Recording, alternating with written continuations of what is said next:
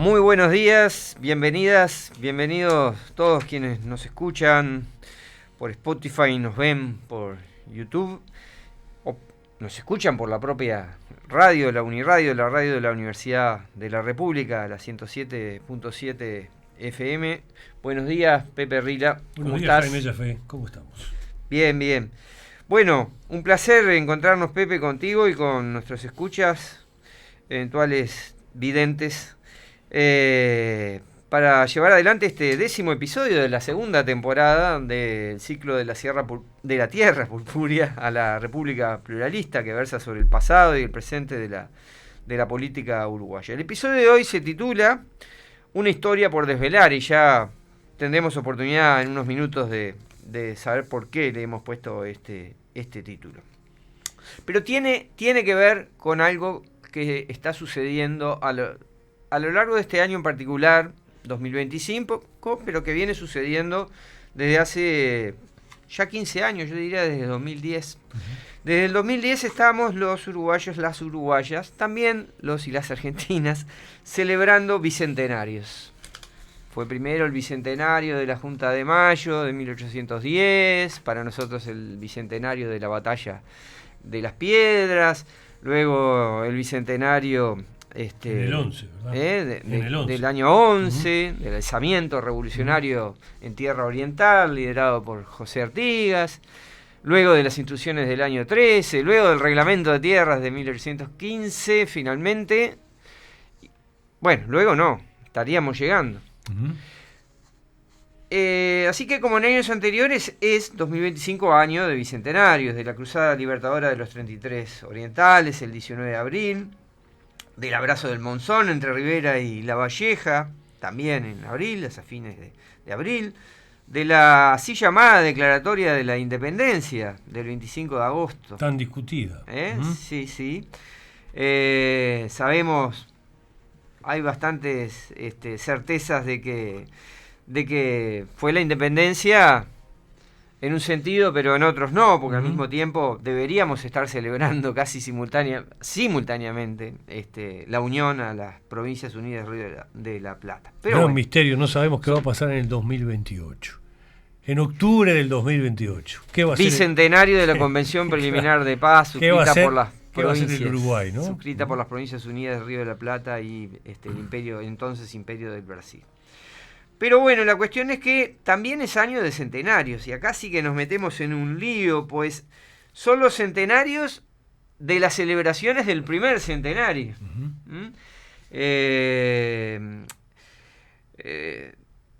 Concretamente, refiriéndonos a los hechos de 1825, en 1925 se celebraron los 100 años, el centenario de buena parte de los episodios que acabamos de rememorar, en particular de la Declaratoria de la Independencia del 25 de agosto de 1825.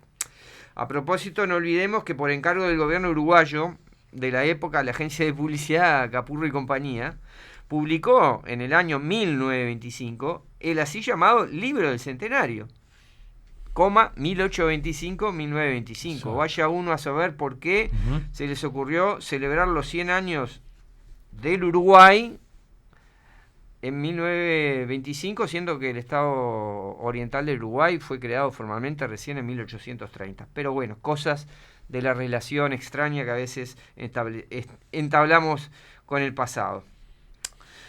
Por cierto, Pepe, te voy a dejar en evidencia, habías quedado en traer hoy ese ejemplar del Libro del Centenario que guardás en tu biblioteca, pero bueno, porque tenía muchas ganas de mostrarlo. Voy a traer ese libro para que nuestros televidentes lo pasa es que pesa como 25 kilos, mi espalda no me lo permite. Pero yo te ayudo, lo traemos entre los dos. Traes, y así lo abrimos, lo vemos, lo tocamos, se lo debo a mi tío Julio, debo decir, ¿no? Que me lo regaló. Bueno, y acercándonos, Pepe, al tema del programa de hoy, porque ya estamos dando demasiadas vueltas para llegar, para caer en el punto. También se cumplen 100 años en este 2025 de la inauguración del Palacio Legislativo, que fue inaugurado oficialmente el 25 de agosto de 1925 en el marco de las celebraciones del primer centenario del Uruguay, que iban a culminar recién 5 años más tarde, en 1930, con la inauguración de otro edificio público, llamado precisamente Estadio Centenario, en homenaje o en el contexto de aquellas celebraciones. Entonces, hablando de la inauguración hace 100 años justamente de ese edificio tan referencial en la arquitectura de la ciudad capital del Uruguay, es que hoy queremos detenernos en eso, en la historia de ese edificio, la historia de la construcción, las características físicas, pero también las dimensiones simbólicas que este edificio Palacio Legislativo tiene. Para ello nos acompaña hoy Eduardo Cuitiño, nuestro invitado, porque él es autor del libro que se titula precisamente El Palacio Legislativo, y como el episodio de hoy se subtitula Una historia por desvelar.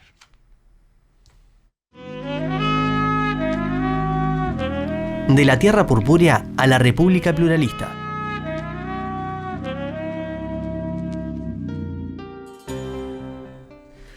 Bienvenido, Eduardo. Muchas gracias por acompañarnos hoy. Bueno, un placer, Jaime, Pepe, Rila, un placer estar acá con ustedes. Un honor. Bueno, contémosle a la audiencia que Eduardo es diplomado en educación por la Universidad ORT de Uruguay, es escritor, ensayista, profesor de matemática. Se ha destacado por sus escritos sobre diversos temas, pero en particular en relación a los enigmas y misterios históricos, a menudo buscando respuestas novedosas, lógicas y creativas. En particular su libro El Palacio Legislativo, una historia por desvelar, que Pepe acaba de mostrar al aire, cuya tapa acaba de mostrar y sigue mostrando, fue lanzado en el marco a fines del año pasado, 2024, no porque sí, sino porque precisamente nos aproximábamos a la celebración de los primeros 100 años de la inauguración oficial del edificio. En esta obra de la que a partir de la cual vamos a conversar hoy sobre la importancia del Palacio Legislativo, Eduardo explora los detalles matemáticos, entre otras cosas, ¿no?, y simbólicos del Palacio Legislativo, buscando revelar con ello historias y secretos que lo hacen un lugar único en nuestra ciudad y en nuestro país. Eduardo, la primera pregunta se impone. ¿Por qué se te ocurrió que valía la pena, que tenía sentido para vos y en general para el público lector, un libro sobre el Palacio Legislativo? Yo he escrito y me seduce mucho los enigmas uruguayos o los misterios uruguayos. Uruguay es un país joven, pero que tiene muchas preguntas abiertas. Yo escribí un libro sobre el misterio del tesoro de las Massilotti, sobre el origen de Gardel, tan discutido, sobre la estancia de la Aurora, sobre Pitamiglio. Yo veo que Uruguay, capaz que no nos damos cuenta, pero tiene muchas preguntas, muchos misterios, muchas cosas por investigar y resolver, quizás de otra mirada, de otra óptica. Y a mí siempre me sedujo mucho el Palacio Legislativo porque como que es una construcción que es un palacio neoclásico, hace que todo el mundo que camine por el Salón de Pasos Perdidos se sienta re importante, se sienta como... Es muy democrático, pero la idea es que te sientas como un emperador romano, griego, antiguo, empoderado. Y hay símbolos, hay cosas que están hechas a propósito, y empecé a darme cuenta que tenía un sentido, y me pareció que valía la pena como desvelar, contarle a la gente mi opinión sobre los símbolos, sobre las cosas que se pueden ver. Vi que había juegos, había como juegos con números, y bueno, lo combiné con la historia del palacio. Traté de armar un producto que más o menos cerrara a través de los 100 años que va a cumplir.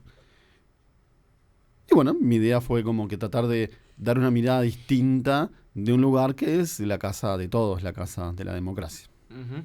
Es importante compartir me parece, con la audiencia, porque probablemente muchos no lo sepan, que antes de 1925 el poder legislativo del Estado uruguayo sesionaba en otro lugar de la ciudad, en otro edificio público emblemático de la ciudad.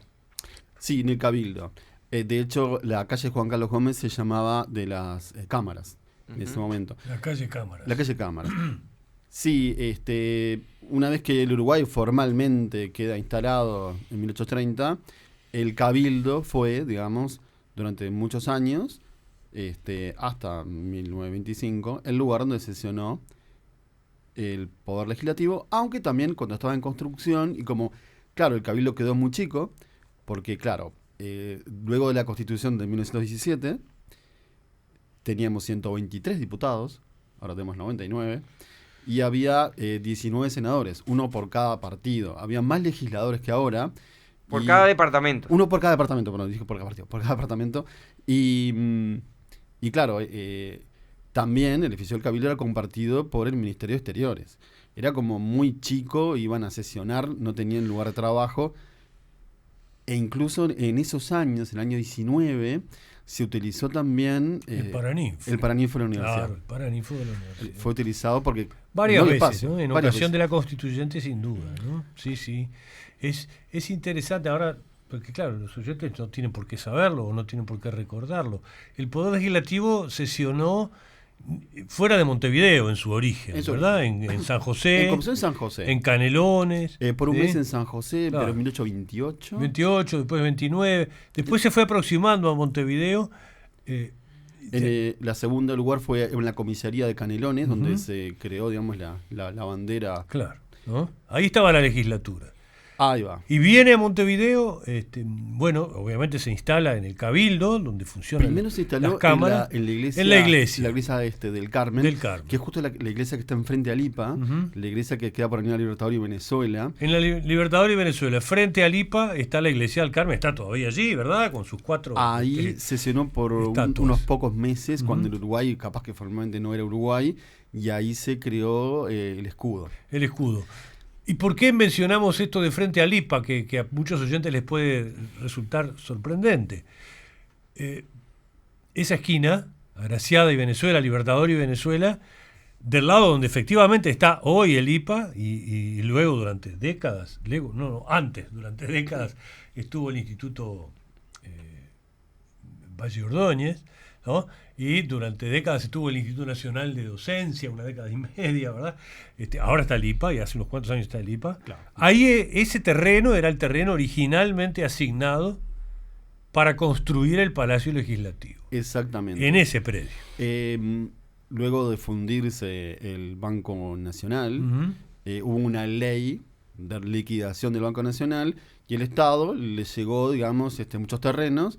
Y bueno, en el año 1896, la primera mención legislativa es ese terreno, esa manzana iba a ser destinada a la construcción de un legislativo, de un palacio legislativo, que bueno, que en ese momento funcionaba en el Cabildo y partes en el Paraninfo de la universidad. Llevó 30 años entonces, de 1896 a 1926, que se concretara ese proyecto de una sede propia para el Poder Legislativo. Sí, y la primera idea era instalarlo enfrente a una iglesia. Bien de un lado y del otro. No era inocente la decisión.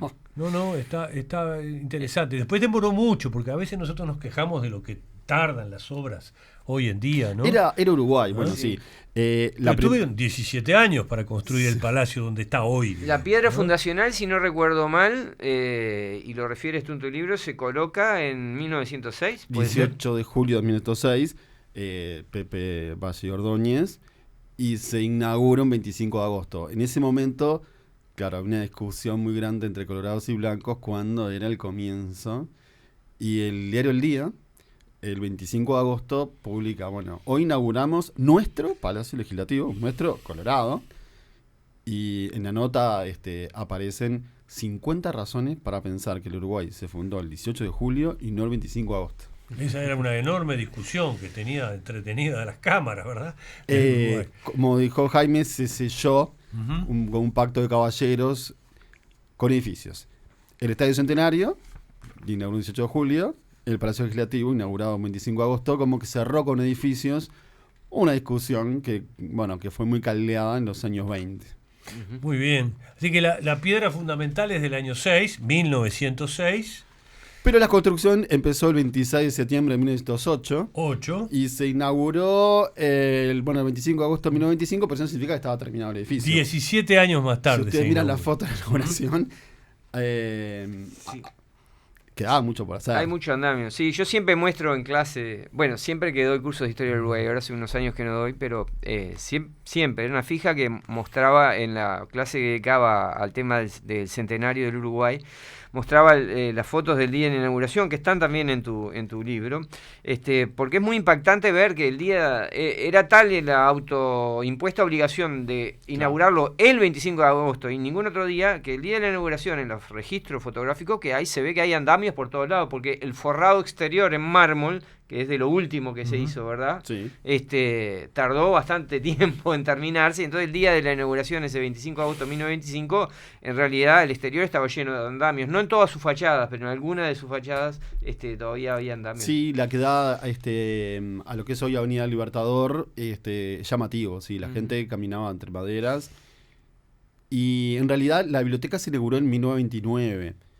Como que hubo todo un proceso que capaz que fue un poco más de construcción, y por lo que hablé con la directora arquitecta jefa, como que quedan detalles, o sea, cosas capaz Todavía que, hoy en día quedan detalles. como que hay cosas que habría que terminar, que esos detalles no tiene final de obra, ¿no? Cosas del plano No tiene original. final de obra. No tiene, legalmente está en falta. Legalmente estaría en falta, capaz pero que ustedes en su edificio, capaz que no sé dónde más viven. allá de lo legal, esto que acabas de decir, supongo que tiene que ver con que hay detalles que estaban en el proyecto original que nunca terminaron de concretarse. Exactamente, sí, sí. Ahora hay una desgracia aquí en este proceso, porque el primer proyectista arquitecto, Meano, ¿no? Sí, Giuseppe Meano. Giuseppe Meano, que es un lombardo nacido en 1860, hace el proyecto, pero después El proyecto... él tiene una desgracia personal, ¿verdad? Que está muy contada en muchos libros. El proyecto, Pasional. hubo un concurso, se presentaron 27 propuestas, en 1904. No fue el que ganó el proyecto. Es gracioso porque el primer premio era mucha plata. Bueno, el primer premio quedó desierto. Es cierto. Hubo un segundo y tercer lugar.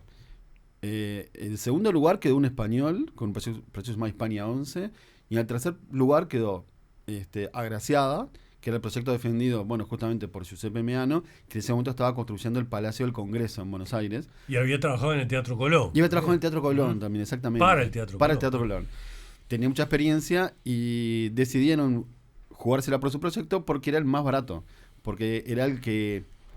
El dinero propuesto en realidad era muy poco, porque el propuesto eran 700.000 pesos de la época, que pasado a números, creo que son 10 millones de dólares de hoy. Un poquito más de 10 millones de dólares de hoy, según mis cálculos. No daba para hacer nada, o sea, era... Creo que pasó también que con el paso del tiempo, para concretar el proyecto se hubo que ponerle dinero. Pero bueno, el proyecto inicial fue decidido que era él que lo iba a hacer.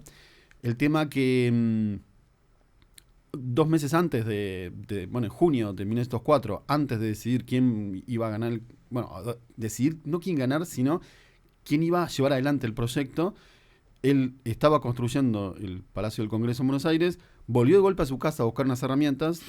Fue asesinado. Y encontró a la mujer con otro. Encontró la muerte. Encontró a la mujer con otro y encontró la muerte. Disputa con el amante le entró un balazo al corazón, murió instantáneamente. Y bueno, capaz que parece fue un gran guión error, de una, pero... Y ahí una nos película. quedamos. Ahí sí, empezó... nos Parece quedamos guión de sin- una película, Exacto. de una telenovela más bien. Exacto. Capaz que fue un gran error decidir, o sea, justamente sabés que hay una persona que no está, vas a decidir que el proyecto lo va a hacer justo esa persona. Ahí ya empezamos mal. Bueno, y el relevo de Giuseppe Meano. Bueno, ahí las autoridades uruguayas conversaron con arquitectos de prestigio de acá de Uruguay. Jacobo Vázquez Varela, que fue el arquitecto que había participado en el concurso, había construido la Facultad de Medicina. Claro. Y el número 2, Banchini, que era como el número 2 de Giuseppe Meano, no era el solo que estaba presentando el proyecto. Entre los dos y un diputado que era arquitecto también, que fue... Ya vendrá. ¿cómo es el que tiene la estación de trenes? ¿Cómo es? Lodrier, ¿cómo era? Sudrier. Sí, claro. Sudrier. Empezaron a darse cuenta, primero que era muy chico el espacio donde está el terreno de la actual IPA, que antes fue el IVO, que fue otras cosas, y decidieron utilizar la Plaza Flores. La Plaza General Flores. La Plaza General Flores, que era en el comienzo de la avenida, Que tenía palmeras, que tenía árboles, palmeras, de tenía acuerdo a árboles, la una, foto, una ¿no? fuente que se trasladó al Prado Claro. y que fue nominada así por Flores, Venancio Flores, cuando fue presidente. Esta plaza va con mi nombre. Va con mi nombre, nada un menos que presidente General muy Flores. especial. Donde hoy está el Palacio Donde está el Legislativo, Palacio, había una estaba plaza. la Plaza General Flores. Bueno, en ese espacio se expropiaron manzanas. La Avenida Libertador no es como es ahora. La Avenida Libertador era mucho más chiquita, se llamaba Graciada en realidad, y terminaba en lo que es Cerro Largo. Después de ahí, de Cerro Largo para hasta 18, era un caserío. El proyecto fue mucho más allá, una vez que otros arquitectos posteriormente lo llevaron adelante, porque, bueno, es verdad, estos 3 arquitectos que yo les mencioné rediseñan el proyecto, orientan el palacio mirando justamente a 18 de junio. Uh-huh. O sea, hay un proyecto no solo arquitectónico, sino también urbanístico. Urbanístico, siguiendo un estilo... Y político, perdonen que me Y meta, político. pero acá no hay ninguna casualidad que el palacio se emplaza donde termina la avenida de la Graciada y donde termina la avenida General Flores. Exactamente. Sudrier era ballista, diputado ballista, y era un gran proyecto ballista. O sea, lo que vemos hoy Todo muy colorado y muy es bonito. la maqueta ballista de Montevideo, donde tenemos el Banco de Seguro del Estado, ANCAP, más abajo estaba Asociación de Ferrocarril del Estado, la UTE, que es también del Estado, todo un corredor que culminaba ahí arriba, visto 18 de julio, con el Gran Palacio. Es un gran corredor ballista el proyecto que se imaginó. Aunque bueno, en la segunda presidencia de Valle, si bien ya se había empezado a construir los cimientos en el año 1913, en la segunda presidencia de Pepe Valle, que había nacido muy cerca del lugar, en Yaguarón y G, decidió, contratar a un arquitecto de renombre mundial, y bueno, Otro lombardo, otro lombardo. italiano del norte, ¿sí? Gaetano Moretti, Gaetano Moretti. el cual, decidió, por ejemplo, darle, digamos, una iluminación importante al Salón de Pasos Perdidos. Fue el que ideó el lucernario del Pasos Perdidos. Agrandó un poco los lugares y sobre todo, en base a la decisión de Valle, fue lo que se le decidió ponerle los mármoles que tenemos hoy Si le y tienes que darle explicar ese lujo. a un oyente que no fue nunca al Palacio, ¿qué es el Salón de los Pasos Perdidos? Es el salón principal, el eje principal. Visto desde arriba es como una gran cruz lo que está edificado. Es como un cuadrado. Y bueno, el eje principal, si continuamos Avenida Libertador y atravesamos el Palacio de San General Flores, hay una enorme sala que es como el corazón del palacio, donde podemos encontrar las actas de la independencia, la primera constitución, custodiada celosamente por el batallón Florida en el centro del lugar, el eje del lugar, que en el proyecto original tiene una escalera al fondo. Él rediseñó el palacio como hoy lo conocemos, con su lujo y su señoría. Moretti fue el que le dio el lujo al palacio, al punto de que en la sala que da, digamos, hacia General Flores, hacia la Plaza 1 de Mayo, el techo tiene oro de 24 quilates. El Senado también tiene rosas, también de 24 quilates. Era un lujo impresionante. Y desde el punto de vista funcional, el Salón de los Pasos Perdidos, ¿para qué tipo de actividades o eventos estaba pensado? Uno dice, la sala de la Cámara de Senadores, ya sabemos para qué es, la de los diputados también. El Salón de los Pasos Perdidos, ¿qué función cumplía, no arquitectónicamente, sino en la funcionalidad, digamos, de la actividad del Poder Legislativo? El Salón de Pasos Perdidos desde la antigua Francia es como el Salón de Cuchilleo. Tiene una conexión masónica también, pero en general en los salones de las oficinas de Francia era como el salón de cuchilleo donde se pactaba, se transaba. Un lugar donde... más que de cuchilleo, no de cuchillo, sino de tranza, cháchara. de cháchara. Cuchicheo. Te encuentro. Chamullo. hablando. Viene de la corte probablemente también, ¿verdad? Sí, bueno. Claro. Donde público general y políticos se trasladan dentro del palacio y van hacia los diferentes lugares. Uh-huh. Ese lugar justamente tiene símbolos o detalles especiales que quiero que conozcan y vean. Porque ahí hay muchos juegos con números. El 33 es un lugar muy masónico Y nuestro Uruguay fue creado, bueno, por masones y por gente católica cristiana. En ese momento, en el momento de 1810, cuando está la primera junta y todos los que comentabas de, bueno, el bicentenario que empezó a festejar Argentina, el número más alto de la masonería escocesa, que era la más popular, era el 25. Antes había sido el 18 el grado más alto. En la actualidad es el 33 el grado más alto. Pero el número 18, 25 y 33 aparecen en nuestra historia y aparecen en el palacio y son como guiños masónicos. El 18 de julio de 1807, en realidad, fue un año, fue un momento muy especial, porque en ese momento estaban las invasiones inglesas y fue el momento que en Uruguay fue, digamos, como que elevado a grado 2 de la masonería en forma formal por un batallón escocés, por un batallón irlandés, perdón, un uruguayo, un criollo, mejor dicho. Sí, uruguayo antes del Uruguay. Imposible. Un criollo fue elevado a grado 2 y fue como el inicio formal de la masonería el 18 del 7 de 1807. 18 de julio, ahí quedó grabado como un día masónico. Posteriormente, fíjate, cuando 25 de agosto, en realidad, el 1825 para los masones es el 5825, es en lo que le agregan más años porque se refieren a los comienzos antiguos de Jerusalén. 5825. Es todo un juego con números con el 5, el 8, el 2 y 33 de los 33 orientales. Es como que eso aparece en diferentes detalles en el centro de ese lugar.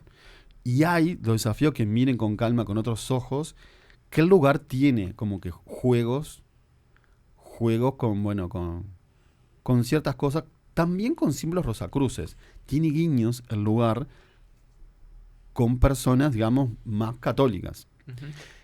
Y eso, esa presencia simbológica de la masonería tiene que ver con qué, con el hecho de que los arquitectos encargados, sí, yo calculo que sí, digamos, porque eso no, esas son cosas que se hacen deliberadamente, en forma más o menos secreta, pero deliberada, no están, digamos, fundamentadas en ningún proyecto sí. De construcción. Tiene que ver con el peso que, bueno, que en general los masones han tenido históricamente en el oficio de la construcción, y en particular en la arquitectura. Sí, los artesanos italianos que fueron contratados justamente quizás por Moretti, que le dieron como el toque final al arte del palacio. Sí, yo creo que el principal debe haber sido masón. Los finalistas, como se decía. Los finalistas. ¿No? Sí. Uh-huh. Aunque también en la Cámara de Senadores, si ustedes miran la parte de atrás, los desafíos que vean que hay 7 rosas que tienen como una cruz azul atrás. Viene en la parte de atrás, de la parte más importante, pero que son rosas que están en oro 24 quilates. Que tienen como guiños también para gente católica cristiana con el mundo Rosacruz. Uh-huh. Está hecho a propósito. Uh-huh. El cuadrado principal de Salón de Pasos Perdidos es de 5 metros por 5 metros. Pero si miran los costados, van a ver que hay 18 detalles. Y si miran el centro del el círculo en donde se encuentra, digamos, el roperito que tiene, bueno, las actas de la independencia, una copia de la primera Constitución, si miran bien, vayan un día al patrimonio, una vez que lo visiten, son 32 círculos que forman un círculo gigante. Son círculos concéntricos, son 32 círculos concéntricos que forman un círculo gigante, que es el círculo número 33. Y que, claro, que por ahí cae la luz sobre las reliquias de la patria. Bueno, muy interesante. Estamos conversando con Eduardo Cuitiño, autor del libro El Palacio Legislativo, una historia por desvelar, justamente sobre la historia y las particularidades de este edificio y sus vínculos con las celebraciones del centenario. Este edificio que va a cumplir en este 2025 sus 100 años de existencia como sede del Poder Legislativo. Vamos a cerrar el primer bloque del programa y enseguida retomamos la conversación con Pepe Rila y Eduardo Cuitiño.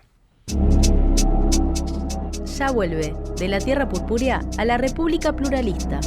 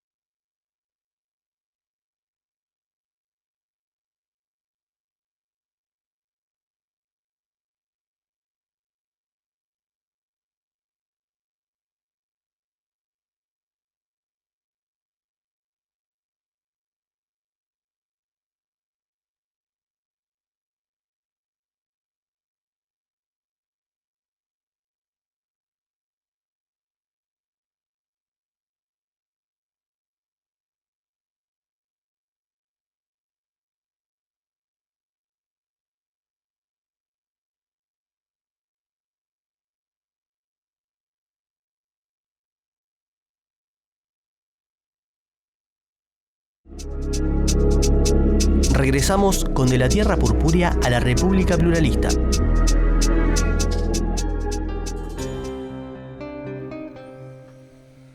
Volvemos a nuestro programa de hoy, el episodio 10, referido al Palacio Legislativo.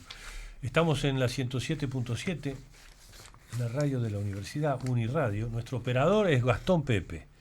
Las redes sociales están a cargo de Juan Martín García, el streaming a cargo de Juliana Dancilio, la producción, como siempre, de Matías Ruiz Díaz.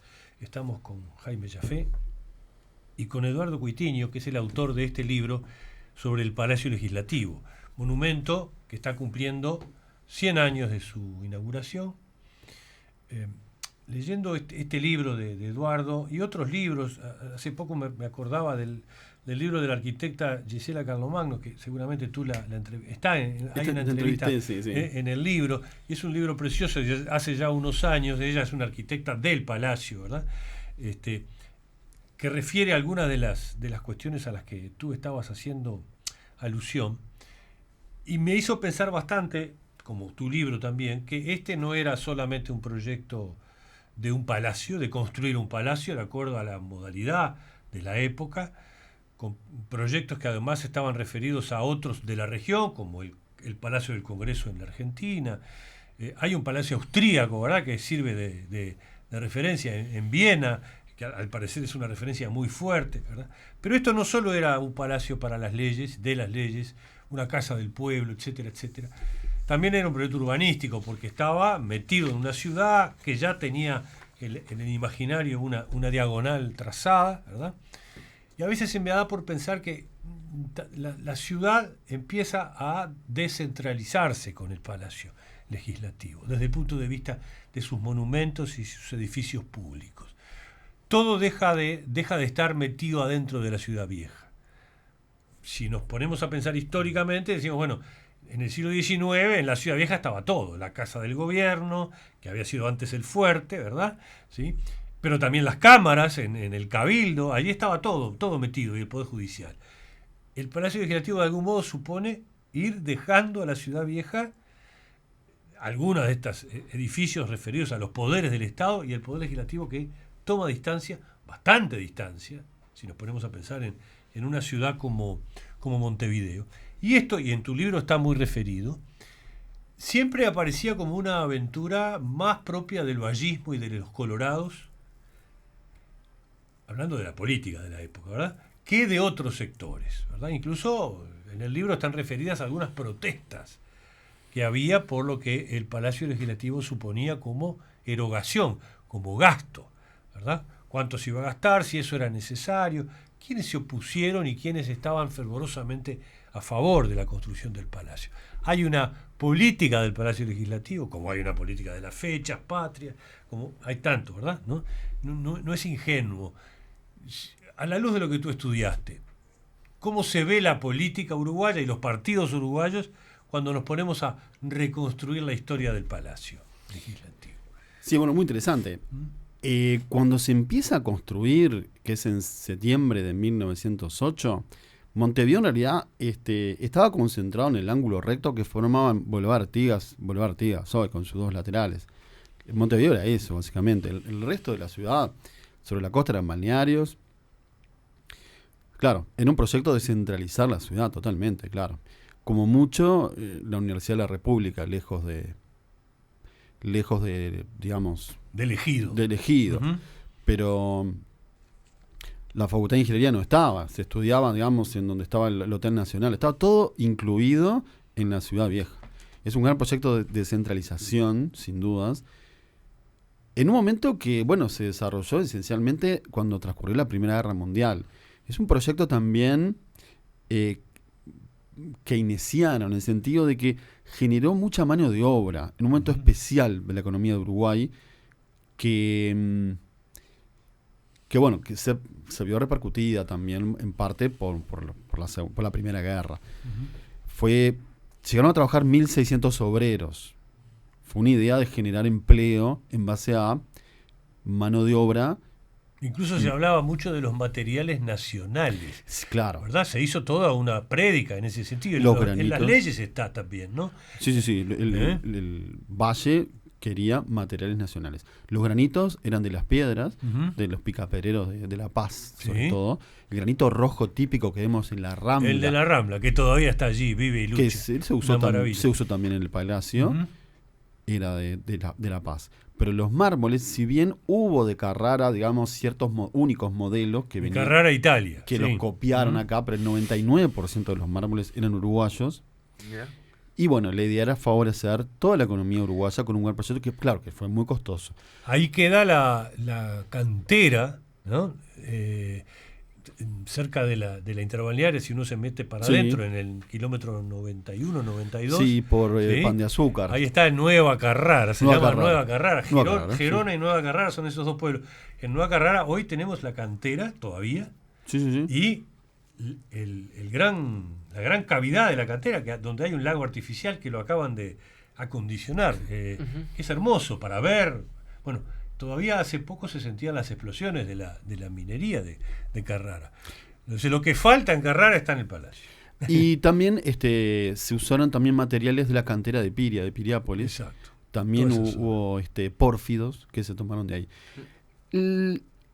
Los mármoles, claro, no eran, al ser nacional no eran de tanta calidad. Dijeron eso, sí. Hubo un problema de cómo la fachada del edificio mira a 18 de julio, no está tan enfrentada al sol. Si ustedes miran de un lado y del otro, el Palacio Legislativo, van a ver que el lado que da hacia General Flores luce como más limpio, como que el mármol le da más el sol y como que con el tiempo lo limpió más. Está un poco más sucio el lado que mira a Avenida Libertador y no es fácil de limpiarlo. Sería muy costoso porque, claro, no es que se limpia con un chorro de agua fuerte, se puede lastimar mucho. Y fue muy costoso, digamos. Lo que criticaban, sobre todo los blancos herreristas, porque el Partido Nacional está formado por muchas facciones, ¿no? Y los colorados riveristas también. Digamos, los conservadores, Los como se decía en la conservadores- época, decían, no, esto es muy caro. Uruguay no está para gastar en un palacio al estilo austríaco. ¿Qué locura es esta? Y qué sé yo, ¿verdad? En números, el día que el diario El Día publica, bueno, a bombos y platillos, nuestro palacio con, bueno, el 26 de agosto de 1925, la publicación del diario El Día dice que gastaron 10 millones de pesos, creo que una ley anterior admitía como máximo para gastar. Yo encontré documentos que dicen que no. Que no. Gastaron 20 millones de pesos. 20 El millones, doble. 20 millones de pesos son 360 millones de dólares de hoy. Siempre sale más.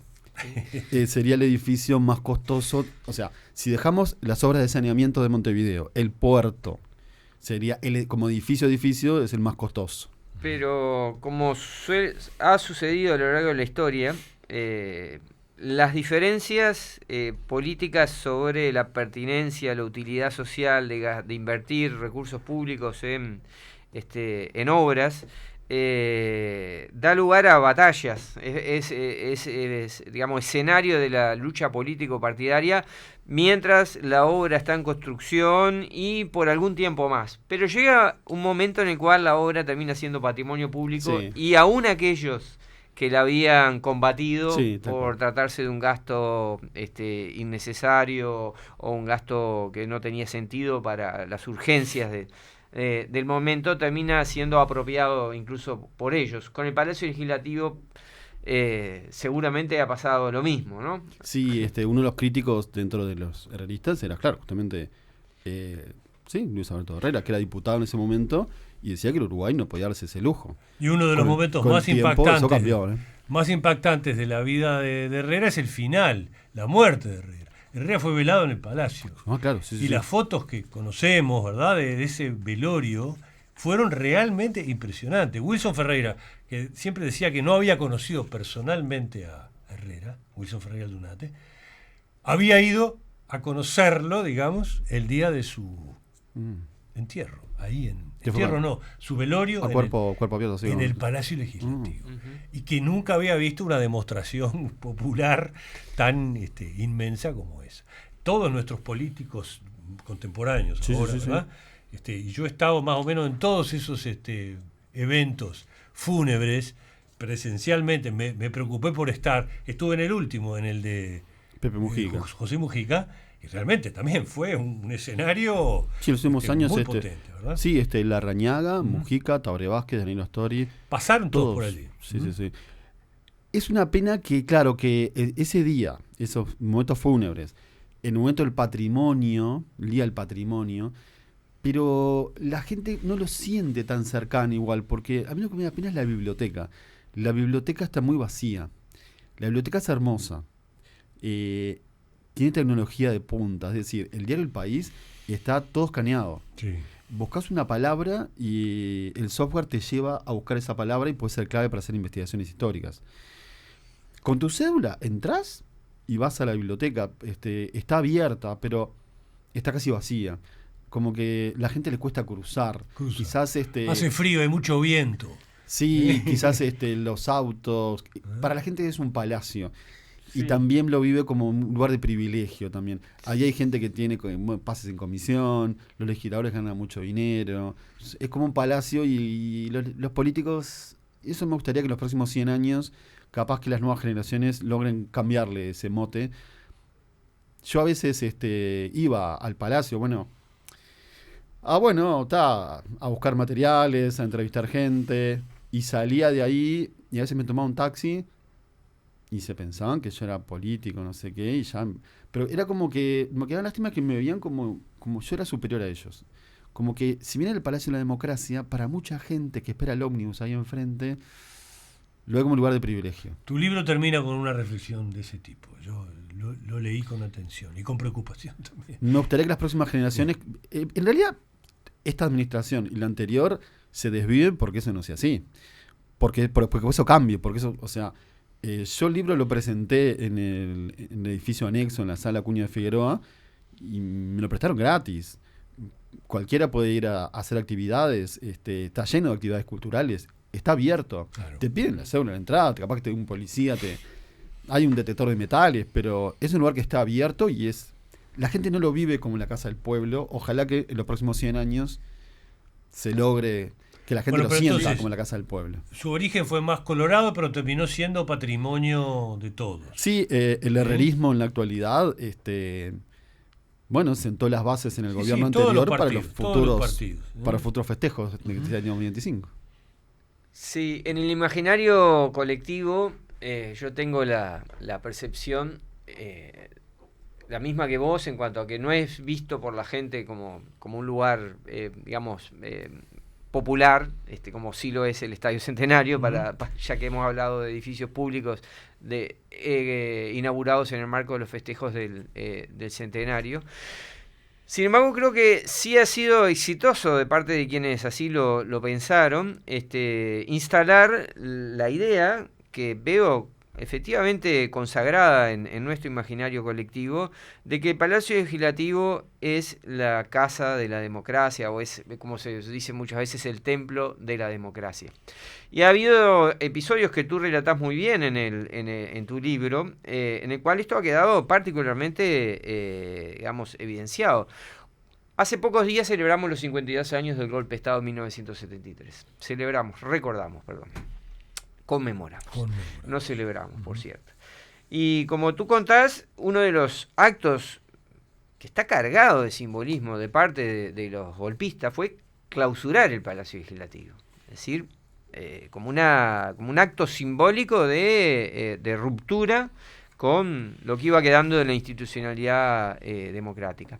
Es cierto que pronto también ellos mismos rompieron ese acto simbólico al instalar allí y hacer funcionar allí el Consejo de Estado, que fue creado a fines del año 73, del año del golpe, por parte de Juan María, del gobierno presidido por Juan María Bordaberry, ya entonces devenido dictador, y durante toda la dictadura allí sesiona el Consejo de Estado, que quiso ser en el proyecto dictatorial el sucedáneo del poder legislativo clausurado. Y cuando se restablece la democracia, 12 años más tarde, en 1985, la reasunción allí, en ese lugar, el 15 de febrero de 1985, de los legisladores electos en noviembre de 1984, tuvo una carga político-simbólica muy fuerte, enmarcada en un contexto en una idea de restablecimiento, de restauración de la institucionalidad política democrática, que no podía haber sido desarrollada en otro lugar que no fuera el Palacio Legislativo, por el lugar que ocupa en el imaginario democrático del Uruguay. Y yo observo que tú en tu libro has dedicado un espacio a reflexionar sobre esta cuestión. En el periodo dictatorial, el último, la Cámara de Diputados, el lugar de la Asamblea General, permaneció cerrado. El Consejo de Estado, que llegaron a ser en su momento 33. Otra vez la simbología masónica. Como las palmeras. No importa la democracia, la dictadura, siempre están ahí los símbolos. Sesionó en la Cámara de Senadores. Pero los funcionarios del Palacio siguieron trabajando. Pero eran sesiones muy... Los que no fueron destituidos, por cierto. Los que no fueron destituidos, claro, exactamente. Pero trabajaban poco y en realidad más o menos obedecían las órdenes que le tiraban de arriba. No eran como títeres. Realmente fue muy simbólico cuando se restableció el 15 de febrero del 85. Claro, el comienzo del retorno a la democracia fue ahí. Uh-huh. Realmente cuando estuvieron en ese lugar, claro, personas electas por el pueblo, no por otras personas, adrede. Y bien o mal, pese a que nos pese, quizás hubo momentos que hay gente que quizás quisieron imponer por un lado o por el otro otros sistemas de gobierno, pero este sistema democrático es el mejor que tenemos hasta ahora. Van unos, vienen, vuelven. El adentro y el afuera del Palacio también, ¿no? Es interesante. Ahora que hablabas de fotos, y vos también hablabas de fotos en la primera parte.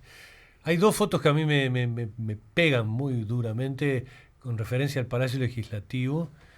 Una está de afuera, es de Aurelio González, una foto bastante conocida, misteriosa.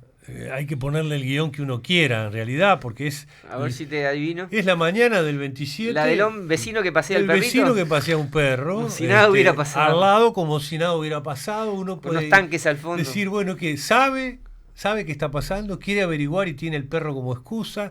No tiene ni idea de lo que está pasando. ¿Le interesa, no le interesa? Podemos armar 7 películas, ¿verdad? A partir de eso, ¿no? Es una foto interesante. Y la otra, cuyo autor no conocemos, que yo sepa, es la que está tomada adentro. Que es un periodista del País, creo que fue. Pero, cuando los militares ingresan. Claro, cuando están todos caminando, aparece, Crespi, digamos, y Gregorio Álvarez, ¿no? las SS avanzando con las botas en el Palacio, en los Pasos Perdidos.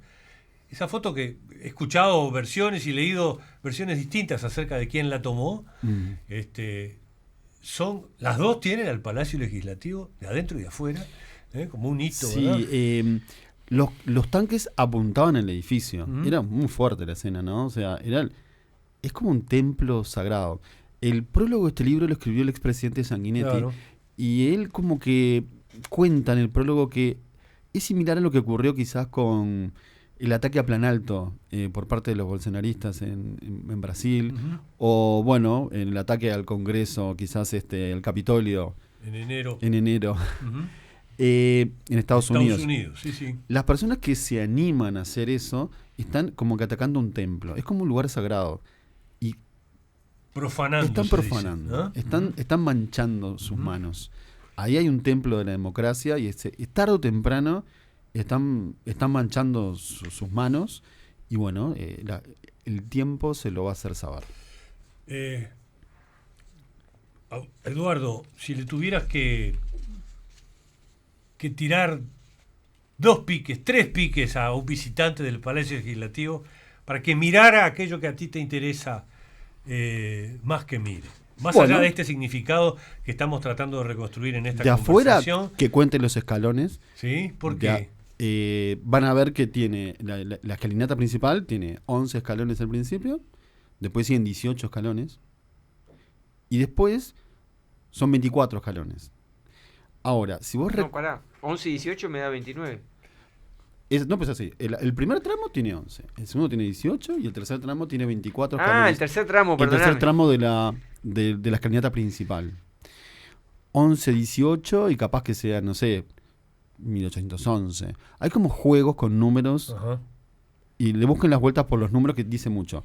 El último tramo de 24, en realidad, si lo recorres del costado, como hace el presidente cuando asume los primeros de marzo, en realidad, si vos haces el recorrido del presidente, había un escalón extra, y son 25 escalones los que recorre, y es el recorrido que justamente haría un maestro masón subiendo una escalera. Mirá vos. Y adentro, revisen que está lleno de 18, 25 y 33. Sí. Las cariátides, por ejemplo, que son unas imágenes femeninas que están en lo alto del edificio, están falsas algunas. Falsas, ¿no? Bueno, falsas cariátides, sí, porque están sobresaliendo. No sostienen. No sostienen, sí. Están a 25 metros de altura. Pero si mirás un poco más arriba de las cariátides, ahí, claro, es un templo romano griego antiguo. Tiene a Atenea Nike, que es típica en muchas construcciones así del mundo, y está Atenea Nike, está a 33 metros de altura del nivel del piso. Está como que es para estudiarlo. Busquen números, traten de contar. Son 24 columnas que tiene el Salón de Pasos Perdidos, pero la luz ingresando, que es bien masónico, la luz es otra columna, y la luz cae sobre el centro del lugar del Salón de Pasos Perdidos es un círculo negro que es el oro en alquimia. En alquimia, claro, o sea, ¿qué tenés? El tesoro del Uruguay, los inicios del Uruguay, las reliquias, las actas de la Asamblea de 1825, la primera Constitución, están sobre algo que simboliza el oro alquímico de la patria. Mírenlo con otros ojos y traten de combinarlo con sus conocimientos históricos, van a ver que...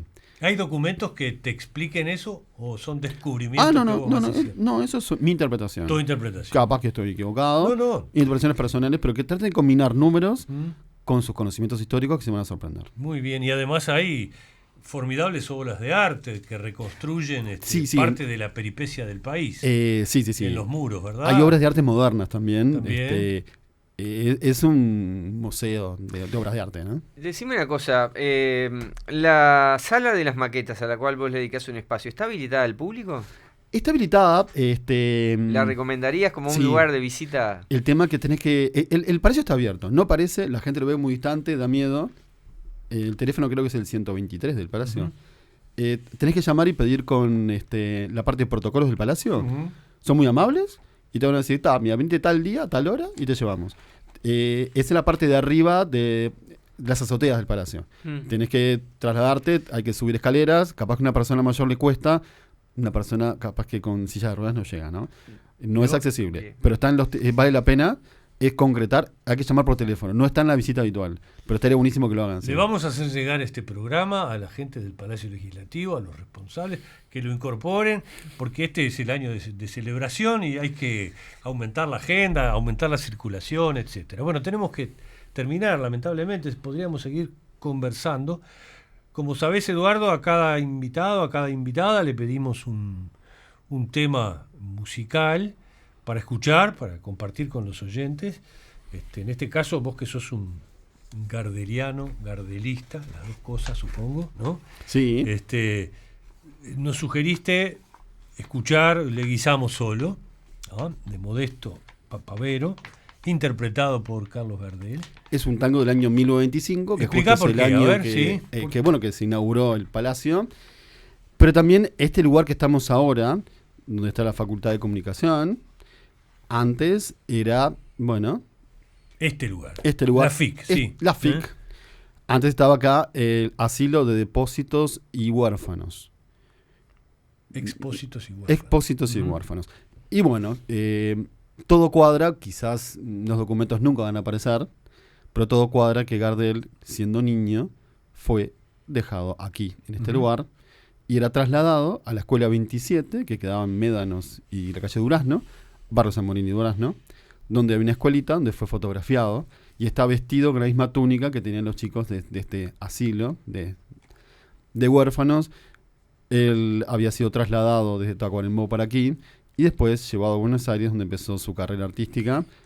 Quizás este lugar guarde quizás los fantasmas de gente que sufrió, pero que sepan que en un futuro pueden llegar a brillar como Gardel.